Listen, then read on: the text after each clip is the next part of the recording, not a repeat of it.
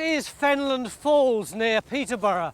And a few years ago, an aerial photographer saw some interesting crop marks here and took some photos.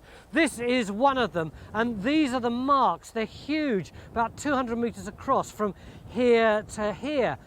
Archaeologists had a look at the photos and got very excited. They think that they're evidence of a 6,000-year-old structure, which they call a Neolithic causewayed enclosure. But agreeing on a name and agreeing they're very important is the easy part. Agreeing what they're for is very different. Is this evidence of a massive farm or some kind of settlement or a ritual site? Very few of these things have ever been dug, so anything we find could help solve the puzzle. And we've got just 3 days to do it. You really wouldn't know a major monument was here in this field if it wasn't for the crop marks in the aerial photograph. At ground level, there's nothing to indicate its existence. So we're relying on geophysics to locate the huge rings of ditches hidden under the soil. Neolithic causewayed enclosure is a bit of a mouthful, isn't it? Well, it is, but I mean, 3 words. Neolithic refers to the period, so in this case it's around 6,000 years ago. Causewayed? Well, that refers to the fact that this is a rather strange site, because it's got 2 ditches going round the outside and another 2 going round the inside. And if you look closely at those ditches, look over here for example, you can see they're dug in segments, like sort of string of sausages. And the gaps between the ditches there are the causeway. Presumably this is the enclosure, this outside bit. Yeah, that's it. I mean, the enclosure bit is the fact that it's enclosing a space. But it's a lot more exciting than that, because this is the first time in British history people are actually partitioning up areas of landscape for special purposes. Why are they doing it? That is a brilliant question, and that's hopefully what we'll be able to find out. What do you think, Francis? Well, I like a bit of ritual, I like a bit of religion. So I think they were religious and ceremonial centres to which people came from miles around. I know you're going to be polite to such a major figure in British archaeology, but basically you think that's twaddle, don't you? No, I wouldn't say that at all. No. But there's an alternative view here, and that is that this area is rich in natural resources. And in the Neolithic, people were starting to capture those resources and manage them in a way that they hadn't done before. And I think it was the folks here. So it's either a cathedral or Ambridge. What about fines, Phil? Well, this is a $64,000 question, Tony. I mean, if we locate the trench right, and if we strike it rich, we could have loads of fines, and those could include organic remains, bits of worked wood and that sort of thing. If, on the other hand, we don't strike it right with the trench, we could get virtually nothing at all. Whatever we get is going to be very, very important. This is a totally virgin site. It's never been looked at before. It will have great implications both on this site and the other causewayed enclosures in the area. The plan is to put trench 1 on the inner ring of the ditches on the east side, and a second trench on the west side where the ring of ditches disappears under an area of thick mud left by an ancient river channel. The dark band running down the middle is mud left by a Roman canal. The geophysics team have finished surveying the areas targeted for the 2 trenches, and the results aren't what was expected. You've got a problem, I'm afraid. This is where the inner ditch should run. We've done the geophysics and I can't see it at all. But there is something here, isn't there? I just think that's probably geological. Well, it shows up superbly well on the photograph. I know it does. But look at the other end, where you can't see it. That's just that black alluvial stuff, isn't it? But look at the geophysics. It's so clear. Isn't it? I don't understand why we're not seeing it at this end when it's so clear here. Does that alter our plan? Yeah, not drastically. I think we want to go for where we can see it nice and clearly. So we'll send Uncle Phil off to that trench. And what will you? You'll stop here, will you? Because you're going to need a lot of your experience on this sort of ground to sort that out. Yeah, it's going to be tricky. No, I'll stay over here. And maybe with a bit of help from Henry, if he can pin the air photo He should down be able to mark that. The other side of the field? Yeah, it's happy with me. See you later. As the ring of ditches on the east side didn't show up in the geophysics, it's down to our surveyor Henry to calculate where to put trench 1. He does this by matching the ditch outlines seen on the aerial photograph to GPS readings. Basically, you're stood on it now. As far as we understand, I've set out these two pairs of canes. Yeah. Should mark either side of the causeway, which gives the ditch that side and a ditch that side. On the west side, the ditches show up clearly on the geophysics, so John can tell Phil exactly where they're located. So you should get the ditch coming through here, terminating here, a break, and then another big pit or ditch section. Bit this way. Finding the rings of ditches is going to be key to figuring out why Neolithic people built these monuments. What we do know is that after 2 million years wandering the landscape, our hunter-gatherer ancestors began a more settled existence. This change from a completely nomadic lifestyle marked the beginning of the Neolithic Age, which in Britain lasted from 4000 until 2500 BC, when metals first came into use. Causewayed enclosures were built from the very start of the Neolithic period and must have played an important role in the new way of life. Right. I think we're down at the right level here, Kerry. You can see it's good and clear. Yeah, So you see the change from the orange here to the clay. it's very clear from up here. Is it? Yeah, I think that's your buried Neolithic soil. right. Francis's trench on the east side and Phil's on the west side are both placed where we think the inner ring of the ditches is. If we look at these trenches in the context of the entire field, we can get our first real sense of how big the monument is. But it's not the only one discovered in this area. So this is our causewayed enclosure here, and there's another one here, and one here, and one here, and yet another one here. Yet these are very rare Neolithic phenomenon, and we've got 5 together. Why is that? Well, I think it was deliberate. I think these are marking the edge, the boundary, of a really important cultural territory. Cultural, Stuart? Well, it could be cultural, it could be practical as well, because if you look at this grouping, and they are very close together, they seem to relate to the Valley of the Welland. And if you look at this geological map, over here, all these pretty colours are upland. All this blank yellow out here is fenland, it's bog, it's unpleasant. But all these enclosures occur where the Welland meets the bog, effectively. They're on this zone in between. So I think we've got to look at reasons why they all cluster together. So are you going to try and tie them all up for us? Well, I'd like to. I mean, it's a big task. I'm going to go and look at these locations for the causewayed enclosures we know about and see how they relate to the geography, how they relate to each other, see if we can somehow get back to the landscape of the Neolithic. Knowing when you've found a ditch can be a bit tricky, as they are, after all, simply holes dug in the ground 6,000 years ago. It's quite ephemeral though, the archaeology, isn't it, Phil? What do you mean, pretty vague? Yeah, basically. I mean, yeah, it is. It's very, very difficult to see. I suppose identifying it is just a result of observation and experience, really, isn't it? Subtle changes in the colour of the soil might be the only thing to indicate that you've come across one. And after a little more digging, that's exactly what Phil thinks he's got in Trench 2, along with some of the River Welland. What have you got here, Phil? We got the ditch. You Don't have, look- haven't you? Don't look in that section No. because it's actually sloping up. But on this side, damn it, you can see it. It's actually coming down there, and then it dips down here. It's very difficult to see it there. But once you get along here, you can actually see the edge very clearly against this white gravel, and then it rises up the other side. And it's actually filled up with this sticky, sandy clay material. And then up in here, you've obviously got a lot of burning, a lot of charcoal, and a lot of the clay is very, very reddened. So I think they must have had an incredible fire burning there.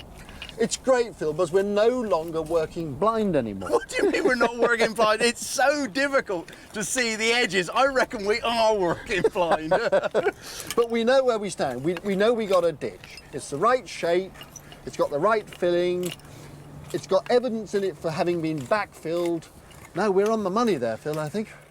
To make a ditch at Northborough, Neolithic people dug down through dark clay soil into the lighter gravelly soil underneath. We know from excavations at other causewayed enclosures that they placed important objects into the ditches. Then soil from the banks was put back over them. This is what we call the backfill. When the ditch was no longer needed, the remainder of the bank would be placed back on top of it. Ditches might not sound very exciting to us, but they obviously were for Neolithic people, since they put so much time and energy into making them. And if we're to solve the great enigma of what they did here, it's in the ditches we'll find our best clues. In Francis's trench, we relied on Henry's calculations to locate the ditches, and it looks like he's spot on. Miles has taken over the digging, and he's got straight onto one.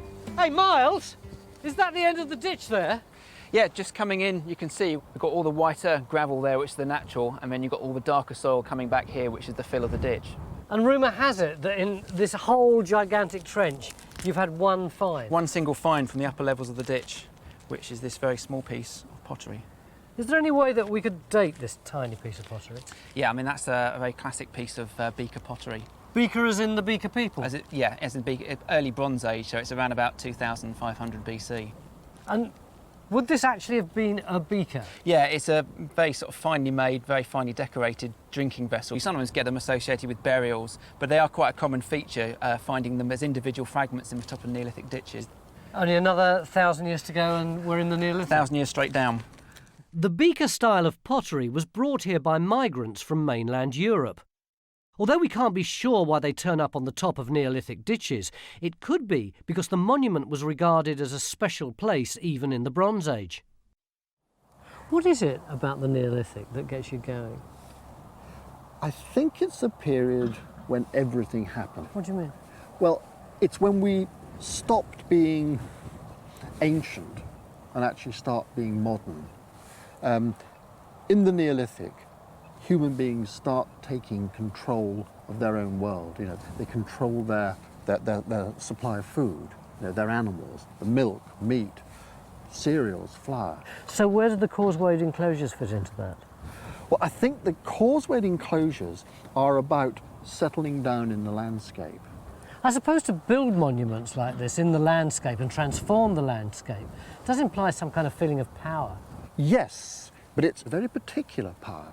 These sites are often about death, and death and the ancestors. The world of the ancestors obviously doesn't exist, but in their minds it did, and the ancestors were in league with something bigger and something more powerful. So by linking yourself to heroic figures in the past, you were linking yourself into God. A great deal's claimed for Neolithic causewayed enclosures. According to Francis, they're monuments built in reverence to gods and ancestors. According to Ben, they're more likely to be the first farms or villages. But which is it? Or is it neither? We've found the inner ring of ditches in both our trenches, but what we haven't found is anything to help us answer these fundamental questions. Neolithic ditches are the treasure chests of their age. Tomorrow we'll carry on digging them, and perhaps we'll strike it lucky. Beginning of day 2 in our quest to find out what Neolithic people were doing here 6,000 years ago. Yesterday we were looking for the all-important ring ditches, and we found a slice of one just here. So now we're looking for evidence of people on the ground. How are we doing on that score, Francis?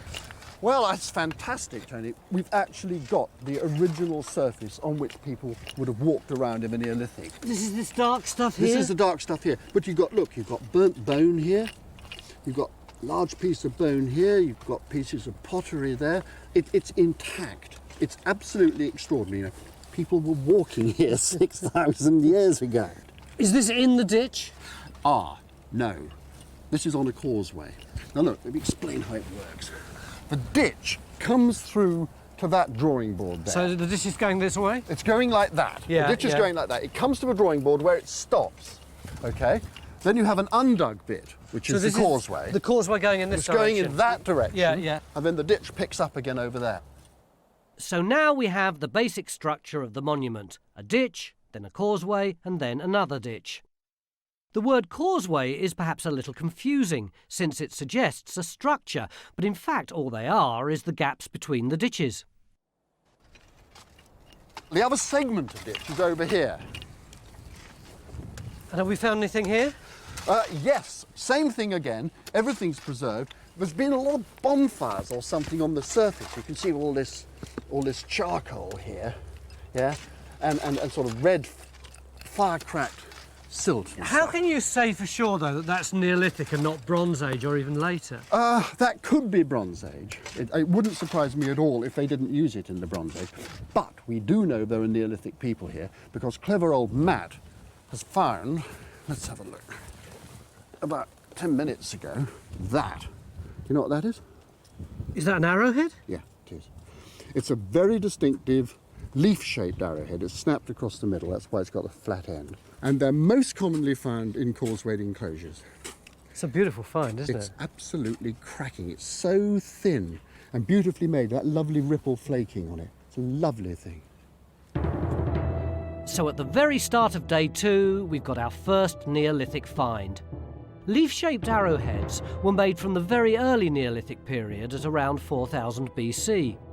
This one was either broken while being made or during hunting. It was found outside a ditch in Trench 2 and was most likely just thrown away. The all-important placed objects will be inside the ditches. And now that we've found them, Francis helps Matt mark out an area to dig. We're digging the inside, that's right, yeah. So anything from the interior will be in this side of the ditch. I think it's going to be the best bit to dig. If these monuments were part of a transition to a more settled lifestyle, we'd expect to find evidence of a Neolithic village here. The most natural place to position one would be in the centre of the monument. So the geophysics team has been busy surveying this area. Is that it? What do you mean, is that it? Look, we've got some fantastic results. This may be the first evidence for activity inside the enclosure. Where's the evidence? Well, I mean, these blobs, I mean, they suggest to me burnt features, maybe pits. Does that look like human activity to you? This could well be the traces of settlement inside the enclosure. Francis? Yes, I mean, I hope Ben's right, because if it is, it's going to be incredibly well preserved, because we know there's much more alluvium there than we expected. But it could be later than the Neolithic, it could be Bronze Age, it could even be Roman. There's only one way to find out, isn't there? Yeah, let's get Dig a stuck hole. into it.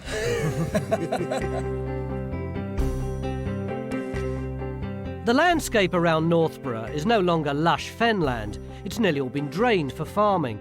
But not far away at Walton, there's a remaining patch of wetland fen. Phil's come here with Maisie Taylor. Maisie is an ancient wood specialist who worked on other causewayed enclosures, including one near here at Upton.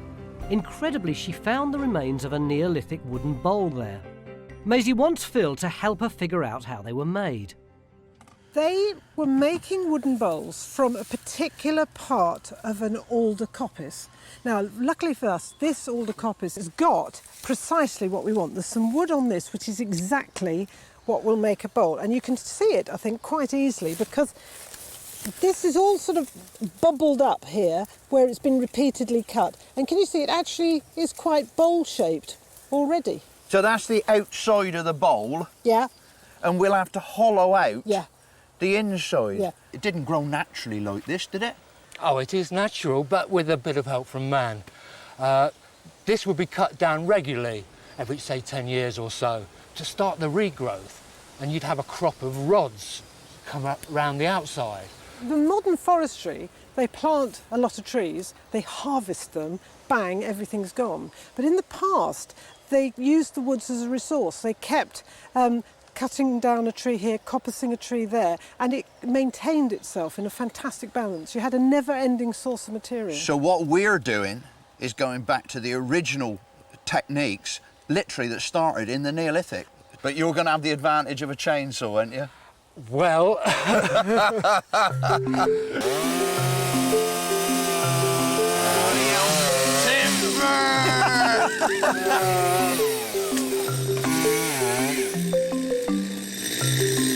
Look at that. I mean, that is a bowl, isn't it? Look. Like it as it is. While Maisie and Phil gather up their wood, John is marking out the trench in the central area of the monument. At least he will do when he's figured out where he is. You're completely lost in this flat field. I think you're a little disorientated, perhaps. Are you sure? That's the ones that we were standing by just before? No, we were stood here and we moved that way. Can I trust you that it is supposed to be here? Of course you can. Thanks for your help. Now that's sorted out, Bridget can get on with looking for evidence of a Neolithic village. If they lived here, there'd be a lot of human and animal waste, and this waste would raise the level of phosphate in the soil. Paul Middleton and his team are drilling down into the ground to reach the Neolithic layer of the soil. The samples are then taken to a lab in the incident room for analysis. Paul, you're our poometer, effectively, aren't you? Well, perhaps that's one way of looking at it. Certainly we're measuring how much there is in the soil in relation to human and animal activity, which can certainly include excreta. You were collecting your soil samples, boiling them up with hydrochloric acid to produce that solution, and then adding a reagent to turn the solution blue if Yes. there was phosphate present.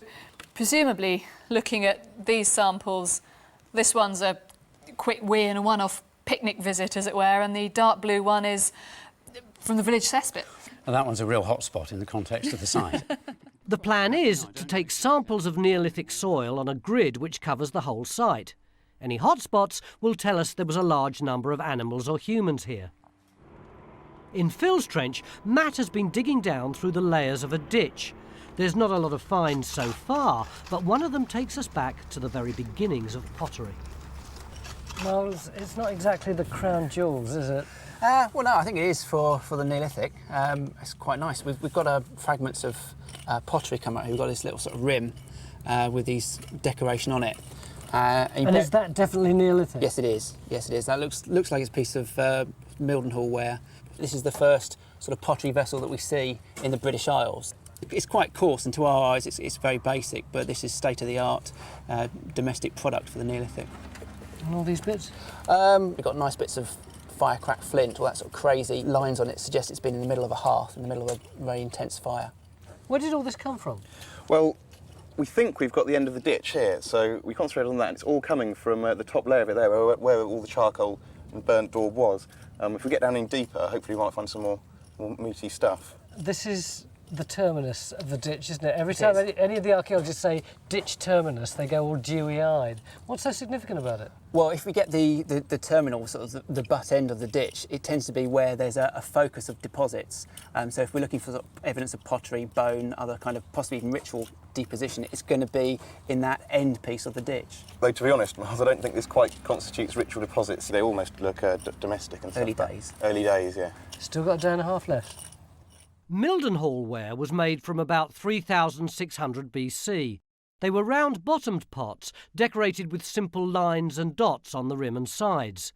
This find gives us the first firm evidence the causewayed enclosure at Northborough was in use from the very beginnings of the Neolithic age. You couldn't wait then? Oh, nothing was going to stop me about this one. In fact, I was so excited about doing this that I actually made some tools before we came here. I don't know what sort of tools you're after, but this is the one that I'm really excited about. I mean, look, what I've done there is made a little chisel, and I've ground the edge off and put that in a handle as well. That's fantastic. So I've never made one of those before, so I don't know how it's going to work. Well, this is one of the great opportunities because we've got the drawings of the ones we found here. And you can see in this one the swirly grain of the coppice stool, but on the rim, which is round here, so that would be on there, you've got these funny little marks. They show that these were made by charring and then scraping. Ah, so are you using fire to actually soften the wood? Because you see, I mean, I've been looking at that wood and I'm thinking, well, if we got to gouge all that out with something like that, that's a lot of work and a lot of time. The thing is, in the Neolithic, if you're sitting around in the evening, instead of watching telly, you're watching your bowl charring. Well, I think before we can watch the equivalent of Neolithic TV, you better go and get your fire started and I'll carry on making tools. Right. It's mid-afternoon and finds are still very sparse. So Francis is relieved when Ian finds something which might support his side of the argument. I think we've got what looks like the remains of a pot with some sort of burnt material in it. Ooh. Yeah, it's like sort of wet digested biscuit. Yeah, it's gone back to mud. It can't go back to being mud unless it's very, very poorly fired. Right. Very poorly fired. But is it actually on the bottom of the ditch? That's the bottom there. It's really hard. Yeah. So it's nearly there. Oh yes, it's pretty well on the bottom, yeah. That's interesting. You've got a pot on the bottom of the ditch, near the centre. It's got charred grain in it. It doesn't look much now, but I reckon we're looking there at a deliberately placed offering. Oh, right. And that's very good news. It makes me very happy. Good. The offering pot turned mushy because it was only partly fired, perhaps in a bonfire. This fits the theory of the pot being used as part of a ritual. The pot maker saw no point in fully firing it, as they'd no intention of using it as a functional pot.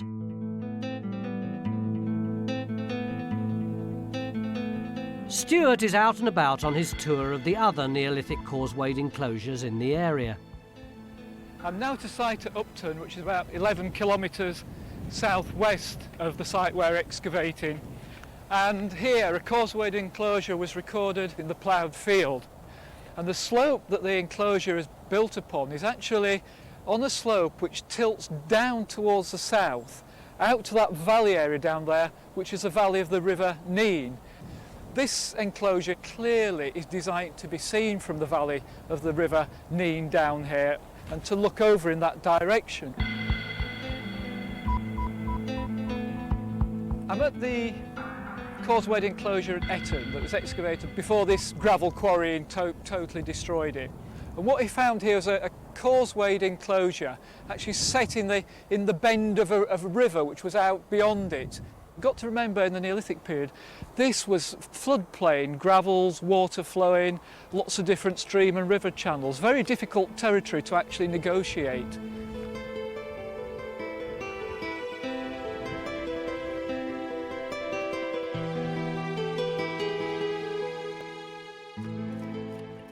Ian is definitely having a good day in Trench 1. He's now uncovered some large bones in the same ditch he found the offering pot. Our bones expert, Peter Rowley-Conway, is delighted to have something to look at. So Ian, where are these from? They're all from the top layer, this black showing in the section. Right, well these are very interesting. These are cattle bones. All right. This is from the rear leg, the rear foot of a large animal, large cow. This could well be Neolithic in size because they get smaller after the Bronze Age. So this is a big animal. And what's this?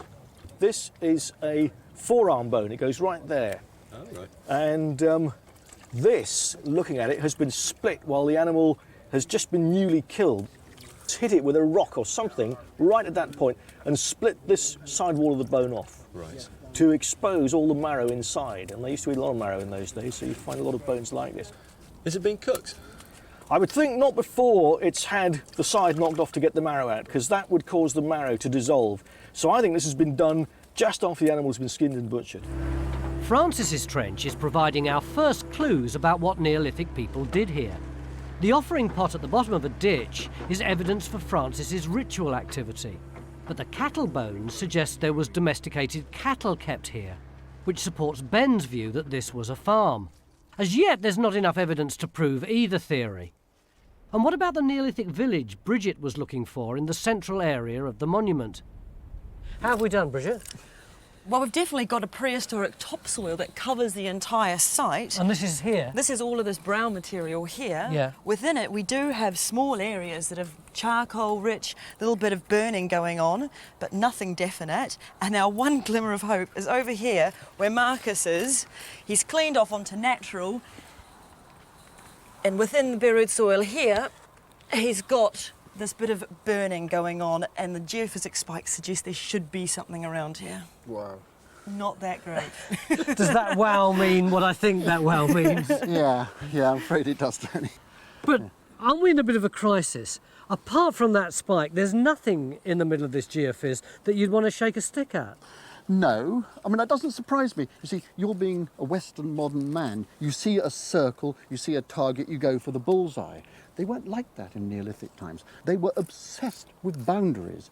So this site is actually surrounded by not just one, but two great ditches around the outside. So it's double bounded. So I think the key to understanding this site lies in those double ditches round the outside. So what do we do tomorrow? Well, we dig them. So all day today we've been moving closer and closer to the centre. Now we're going to turn this whole dig upside down, go back to the outside, put all our resources there and hopefully get more evidence about the people who built this place.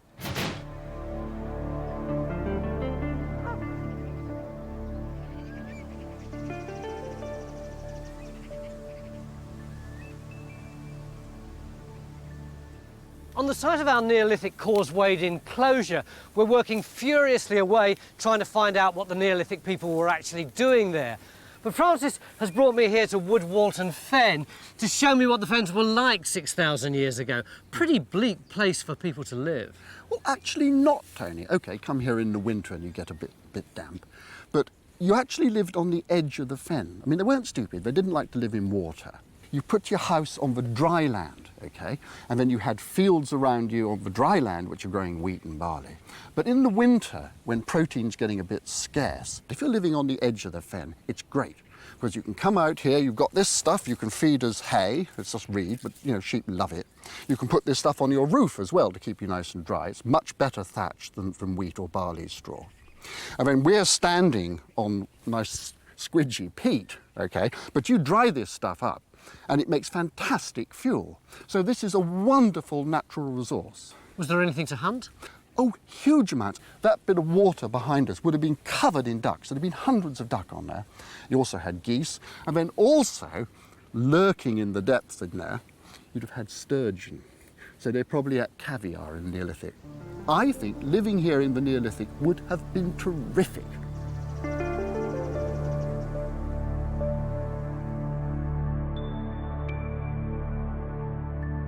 On days 1 and 2, we put trenches over the inner ring of ditches and one in the centre to look for a village.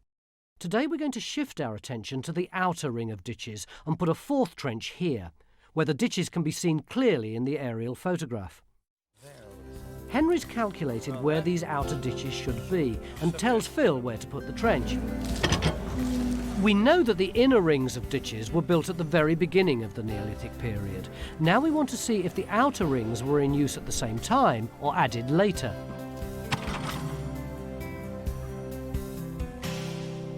Paul's finished measuring the amount of phosphate in the Neolithic soil, and the results are very interesting. On the graph, we can see 3 spikes of high concentrations of phosphate. Their location is along a line which runs from outside the monument into its central area. Paul, what you reckon is it actually might be animals being driven in to this central area? That's right. I mean, I think the levels are high enough. They're way above anything we expect for general background, even sort of fairly intensive human activity.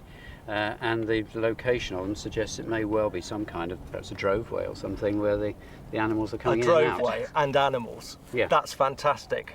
Ben, you seem particularly excited about the idea of there being sheep and cattle on this side. Yeah, definitely, because this is evidence for these herds that we were talking about, people actually sort of capturing these wild animals, domesticating them and actually pulling them into the enclosure. So this is definitely one up for the farming side of the argument, much to Ben's delight. In Phil's trench, they've successfully located the ditches of the outer ring, but so far there's no interesting finds from them, which is frustrating Bridget a little. We've sectioned like 5 small ditches so far and found, what, 3 fragments of bone in the whole lot? And that is it. Don't be negative, Bridge, don't be negative. I'm not being negative, I just think it's a little strange. You want loads and loads of finds. I don't want loads of finds. Well, you're complaining about the absence of them. Well, of course, it is always nice to have something to keep you going. In here. Bridget's frustration with the lack of finds is understandable, but what we have to remember is that this monument is 6,000 years old, which means it was built 2,000 years before Stonehenge. So anything that's found here offers precious insights into a time when our ancestors first made their mark on the British landscape. Phil takes a break from digging to see how Maisie and James are getting on. Yeah, she got quite a nice surface there for you to go to work on. Phil's flint tools are as precious to him as a jar of ale, and now's his chance to try them out. It is an excellent tool. see? His scraper does a good job on the charred wood, but he's also made a Stone Age chisel, which he's been dying to put to the test. So this really is groundbreaking stuff, because I've never used one of these before. And this works like a dream, this, doesn't it? You can actually get in amongst it. I mean, I think if you were really using a wood with a nice grain on it, it would split out so easily. It would, it would. I mean, you're getting such a nice finish bit there, though. Maisie likes it. It's fantastic. Oh, yeah. Convert. Chisels. Chisels. God, I wish I could spend longer, but I can't. I've got to get back. Okay. But just carry on the experiment. Yeah, okay. There you are, James. A hard act to follow. In Phil's trench, the line of the outer ring of ditches is now strikingly clear in the soil. What are these for, Francis? I think this is a miniature version of the larger ditch, the ring ditch that we've got in the middle of this enclosure. Now, and the reason I think that is that over here, we've got a causeway. So we've got one bit of ditch ending here, another bit of ditch ending there. You say a causeway, but presumably not for people to come across, they just fall in. Well, exactly. No, it's obviously ridiculous as a practical thing, yeah? But what I think these causeways are doing, and there are lots of them, I mean, there's more over there, is they're dividing this ditch deliberately into short lengths. Why would you do that? I think it's something to do with families. Look, Victor's drawn a picture. Let me show you. Now, this is the sort of thing that was happening. You see this chap here? Maybe he was the head of the family, yeah? And he's placing a pot, just like that pot, do you remember we found yesterday? Yeah. A sort of half-fired thing. Now, it's a hopeless pot. Absolute disaster, but it was full of charred grain. It was obviously an offering. It's not a practical pot, just as that ditch isn't a practical ditch. It's representing something. And I think that charred pot, just like that skull behind, is representing a story in a family history. So a bit like a cemetery where you not only bury people, but somehow you use them as an act of remembrance. Yes, exactly like that. Absolutely. Francis is convinced Neolithic people used the ditches to commemorate their ancestors. But do our finds support this view? We've had more bones than any other finds, but do they tell us anything else other than that the Neolithic people ate meat? They tell us a very great deal. What we've got here is about 24 cow bones. They had pigs, they had sheep. These guys know exactly what they're doing. They're not in a kind of long transitional period. They are full farmers. They're eating hazelnuts to be sure, but most of their food is coming from domestic crops and domestic animals. Why do you say that? Surely there's just an assertion. It's an assertion which I can back up. Here's a cow bone that has been through it, you might say. This is a hip bone. What's happened here, they've been cutting the little ligaments that join them so you can break this into separate blocks of meat. But this is not, and I stress not, a ritualised bone. This has not been buried with reverence in some important votive deposit. It's been thrown away. How do you know that? Because a dog has come along and chewed this away and this end here, and after the dog has left it, a mouse has come along and had a go there, just to wear its teeth down a little bit. And only after that has this bone become buried. This is classic domestic refuse. It's a rough old bone, isn't it? It's lucky to be here. Yeah. These are perhaps the most interesting cow bones we've got. This came out in 3 bits, and they go together like this. This is a male. Normally, these bones are broken, and you'd say, right, that's a bull. But because we've got the whole bone, you can measure the length as well. And that is very, very interesting, because it's too long to be a bull. So what is it? What causes bone to grow in length like that is castration. This bone comes from a bullock. They were maintaining bullocks, at least some, to increase the meat yield and get more beef off the hoof. So these aren't casual farmers who've just strode in after being These nomads. people know exactly what they're doing, and they are getting 80–90% of their food from cattle, and I think Northborough joins a number of other sites to tell us that we've got sophisticated farmers on our hands. These are not half and half people. A hearty Neolithic steak was no doubt complemented with fruits of the forest, some live yoghurt, and served up in handsome alderwood bowls. Ready for tea? That is just so amazing. I mean, they are works of art, and I mean the texture of that wood down there is magnificent. Yeah, that effect is exactly the same as we saw in those original drawings of the Neolithic ones. You must feel very, very chuffed with it. Yeah, I'm really pleased. It's brilliant. If you had to really list the sort of things that you've learnt from it, what would they be?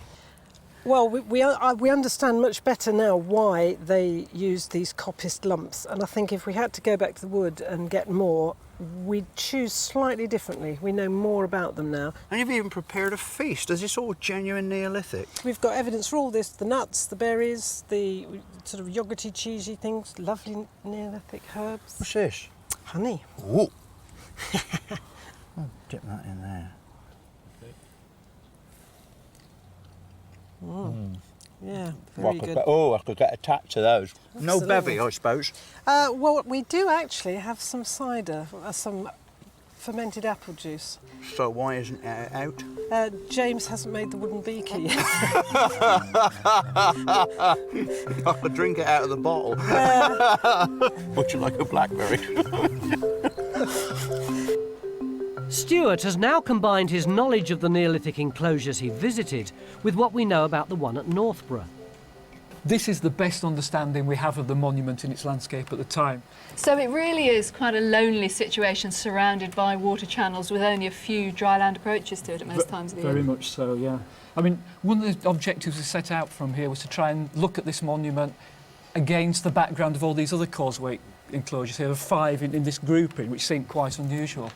If you look at these other enclosures, can you see up at Barham, its visibility is restricted in that direction. Can't see anything in that direction at all, but you can actually see in a cone down to the river.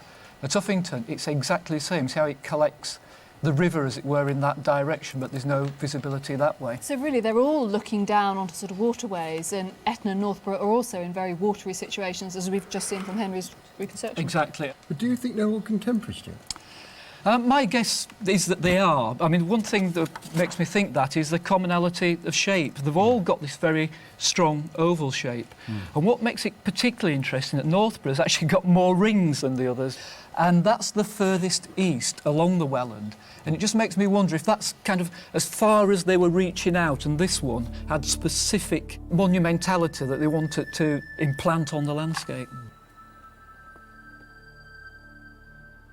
Phil's perseverance has been rewarded with an important last-minute find. Well, what do you got? Wow, what have I got? Gordon Bennett. Where did this come from? Oh, that's down in the bottom of the ditch there. This is the best bone we've had yet. Do you know what this is? Well, no, I wouldn't ask you if I did. No, you wouldn't. This is an Aurochs. What? Wild cattle. It's the only one we've seen so far. This is incredible. This is a distal fit. It goes right there in me, and it's about 4 times as big. This has never been domesticated. This is a wild animal through and through. How frequently do they turn up on causewayed enclosures? Not very often, let's put it that way. It's a nice thing to find. It's very special.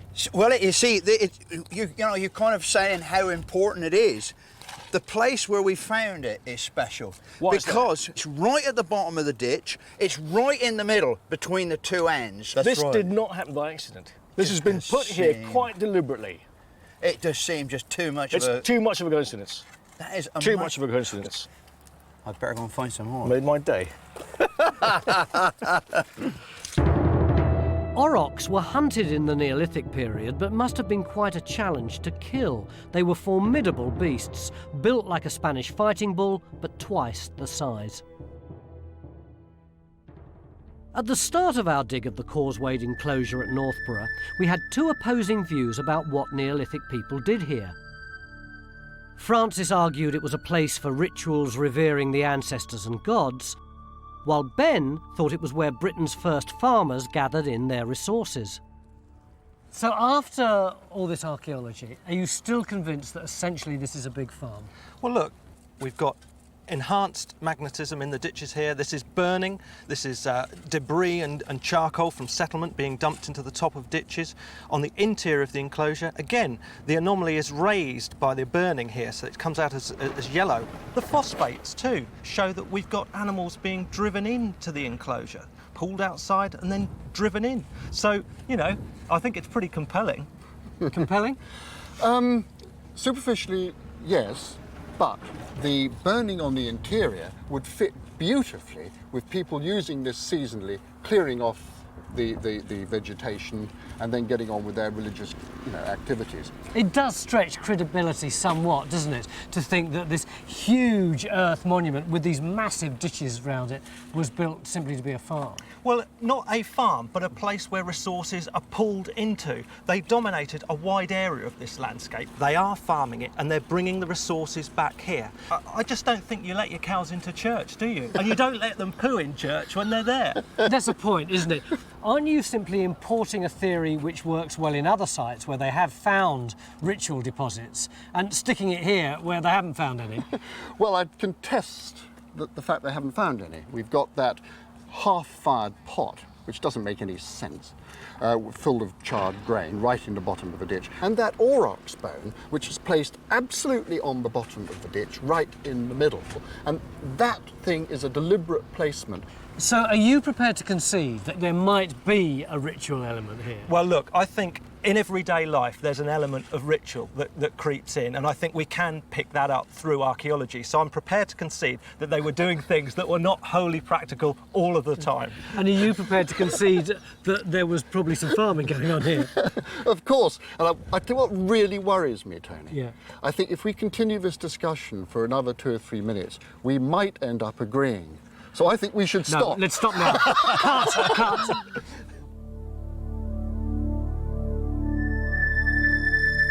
The Causewade Enclosure at Northborough was the grandest of the group in the area. It was situated on an island surrounded by lush fenland and river channels, and seems to have been built in 2 phases. The inner ring of ditches was built first at the very start of the Neolithic age, while the smaller ditches of the outer rings were added later. The light gravelly soils of the banks would have stood out against the landscape and could have been seen from a great distance. The effect of the whole monument would have been very dramatic.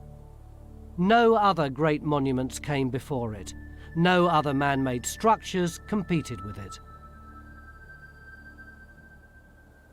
Over the past 3 days, we've managed to tease out a picture of this part of East Anglia 6,000 years ago.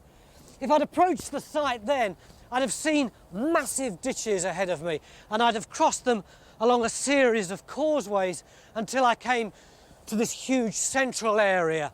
And ahead of me, I'd probably have seen a group of our Neolithic ancestors hacking away at a carcass. I'd have seen others commemorating the dead by placing bones and pottery into a shallow grave, while they waited for other local settlers with whom they could exchange grain or livestock. The fens are still farmland today, and the field boundaries stretch off into the horizon, but it was right here our ancestors put down roots and created the first farming communities.